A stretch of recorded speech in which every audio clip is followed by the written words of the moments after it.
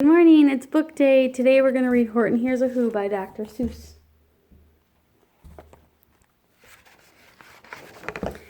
On the 15th of May, in the jungle of Newell, in the heat of the day, in the cool of the pool, he was splashing, enjoying the jungle's great joys, when Horton the elephant heard a small noise.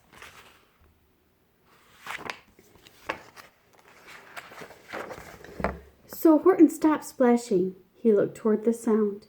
That's funny, thought Horton. There's no one around.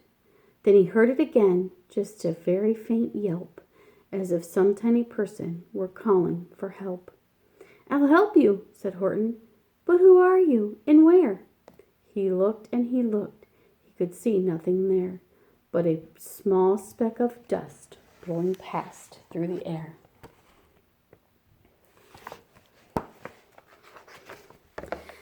I say, murmured Horton, I've never heard tell of a small speck of dust that is able to yell. So you know what I think? Why, I think that there must be someone on top of that small speck of dust, some sort of a creature of very small size, too small to be seen by an elephant's eyes.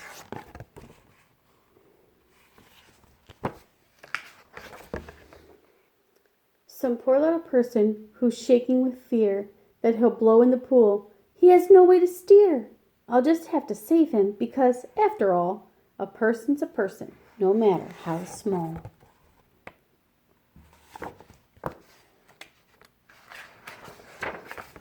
So gently, and using the greatest of care, the elephant stretched his great trunk through the air, and he lifted the dust speck and carried it over and placed it down safe on a very soft clover.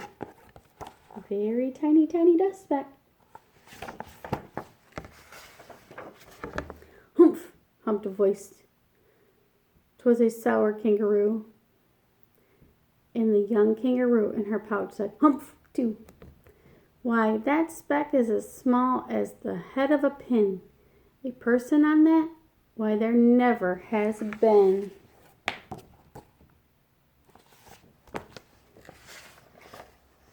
Believe me, said Horton, I tell you sincerely, my ears are quite keen, and I heard him quite clearly. I know there's a person down there, and what's more, quite likely there's 2, even 3, even 4. Quite likely a family, for all that we know, a family with children just starting to grow. So please, Horton said, as a favor to me, try not to disturb them. Just please let them be.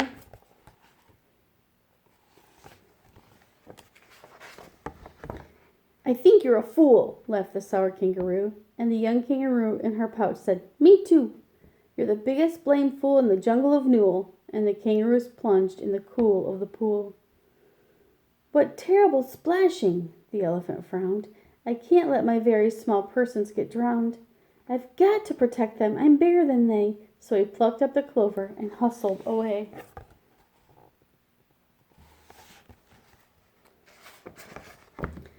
Through the high jungle treetops, the news quickly spread. He talks to a dust speck. He's out of his head. Just look at him walk with that speck on that flower.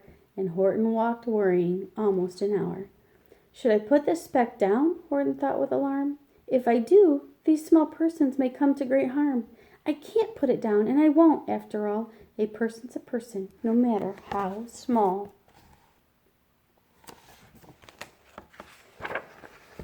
Then Horton stopped walking. The speck voice was talking. The voice was so faint he could just barely hear it.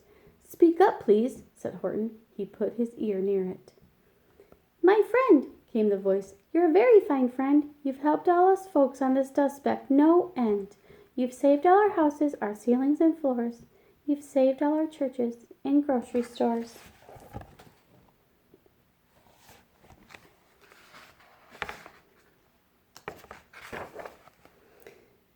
You mean, gasped Horton, you have buildings there too? Oh, yes, piped the voice. We most certainly do. I know, called the voice. I'm too small to be seen, but I'm mayor of a town that is friendly and clean. Our buildings to you would seem terribly small, but to us, who aren't big, they are wonderfully tall. My town is called Whoville, for I am a Who, and we Whos are all thankful and grateful to you. And Horton called back to the mayor of the town, "You're safe now, don't worry. I won't let you down." But just as he spoke to the mayor of the speck, 3 big jungle monkeys climbed up Horton's neck. The Wickersham brothers came shouting, "What rot! This elephant's talking to who's who are not. There aren't any who's, and they don't have a mayor, and we're going to stop all this nonsense. So there."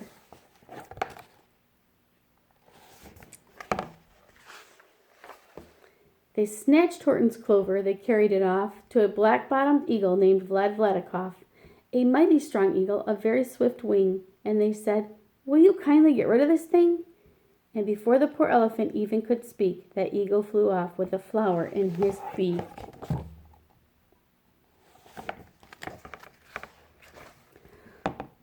All that late afternoon and far into the night, that black-bottomed bird flapped his wings in fast flight, while Horton chased after with groans over stones that tattered his toenails and battered his bones, and begged, "Please don't harm all my little folks, who have just as much right to live as us bigger folks do." But far, far beyond him, that eagle kept flapping, and over his shoulder called back, "Quit your yapping. I'll fly the night through. I'm a bird. I don't mind it. And I'll hide this tomorrow where you'll never find it." Oh, no. And at 6:56 the next morning, he did it. It was a terrible place that he hid it. He let that small clover drop somewhere inside of a great patch of clovers 100 miles wide. "Find that," sneered the bird, "but I think you will fail." And he left with a flip of his black-bottomed tail.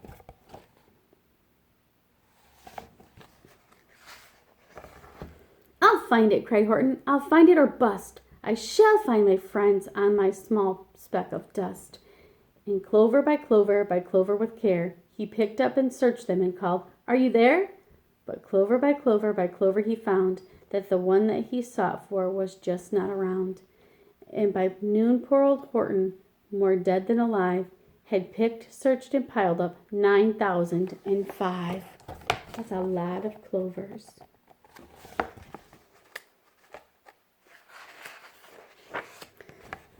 Then, on through the afternoon, hour after hour, till he found them at last on the 3,000,000th flower. "My friends!" cried the elephant. "Tell me, do tell. Are you safe? Are you sound? Are you whole? Are you well?"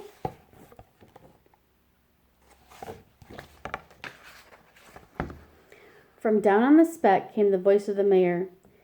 "We've really had trouble, much more than our share. When that black-bottomed birdie let go and we dropped, we landed so hard that our clocks have all stopped.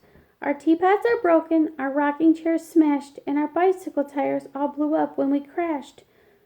So Horton, please," pleaded that voice of the mayor's, "will you stick by us who's while we're making repairs?"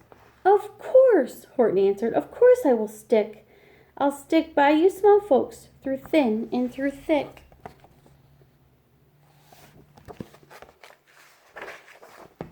"Humph," humped voice. "For almost 2 days you've run wild and insisted on chatting with persons who've never existed. Such carrying-ons in our peaceable jungle, we've had quite enough of your bellowing bungle. And I'm here to state," snapped the big kangaroo, "that your silly, nonsensical game is all through." And the young kangaroo in her pouch said, "Me too."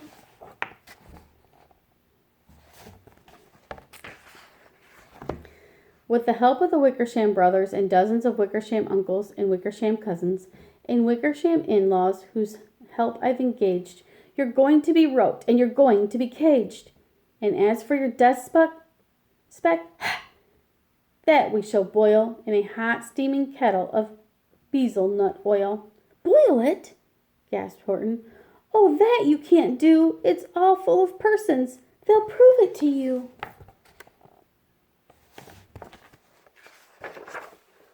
Mr. Mayor," Horton called. "Mr. Mayor, you've got to prove now that you really are there. So call a big meeting, get everyone out. Make every who holler, make every who shout, make every who scream. If you don't, every who is going to end up in bezelnut stew."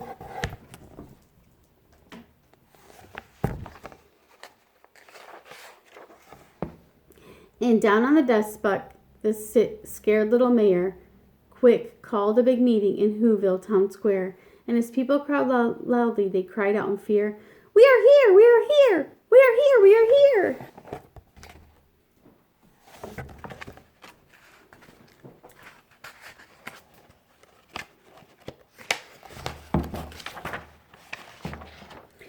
The elephant smiled.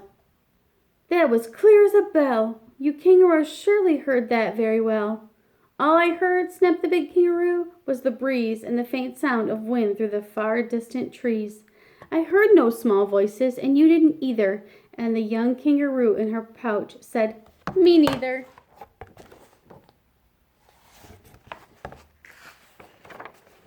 "Grab him," they shouted, "and cage the big dope. Lasso his stomach with 10 miles of rope. Tie the knots tight so he'll never shake loose. Then dunk that dumb speck in the bezelnut juice." Horton fought back with great vigor and vim, but the Wickersham gang was too many for him. They beat him, they mauled him, they started to haul him into his cage, but he managed to call to the mayor, "Don't give up, I believe in you all. A person's a person no matter how small. And you very small persons will not have to die if you make yourselves heard. So come on, now, and try."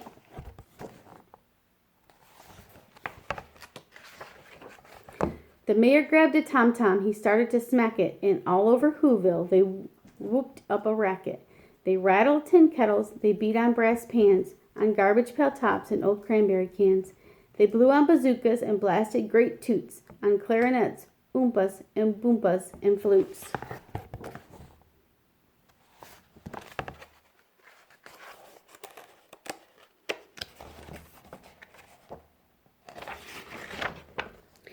Great gusts of loud racket rang high through the air. They rattled and shook the whole sky. And the mayor called up through the howling mad hullabaloo, "Hey, Horton, how's this? Is our sound coming through?"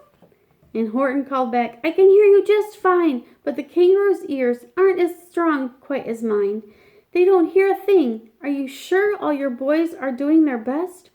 Are they all making noise? Are you sure every Who down in Whoville is working? Quick! Look through your town. Is there anyone skirking?"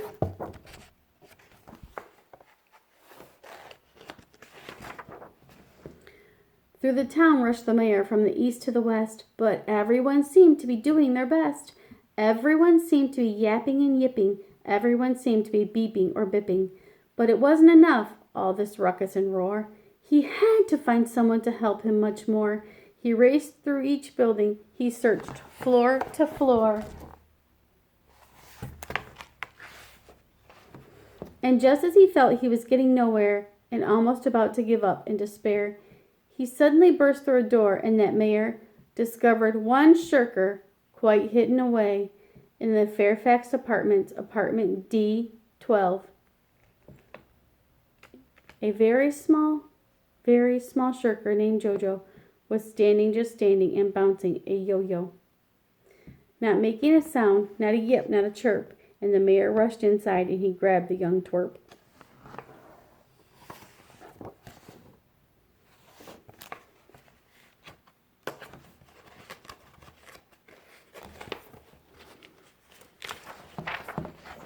And he climbed with the lad up the Eiffelberg Tower.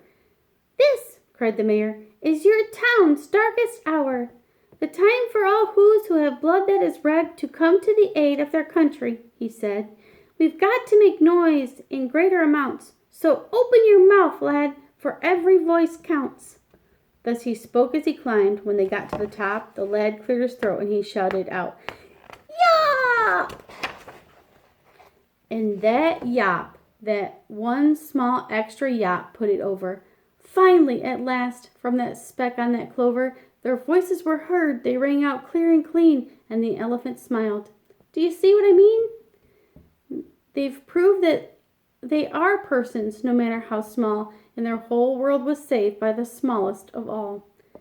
"How true! Yes, how true," said the big kangaroo. "And from now on, you know what I'm planning to do? From now on, I'm going to protect them with you." And the young kangaroo in her pouch said, "Me too!" From sun in the summer, from rain when it's fallish, I'm going to protect them, no matter how smallish. I hope you liked the book today. I'll see you again next week for another book. Stay safe, and I miss you guys. Bye-bye.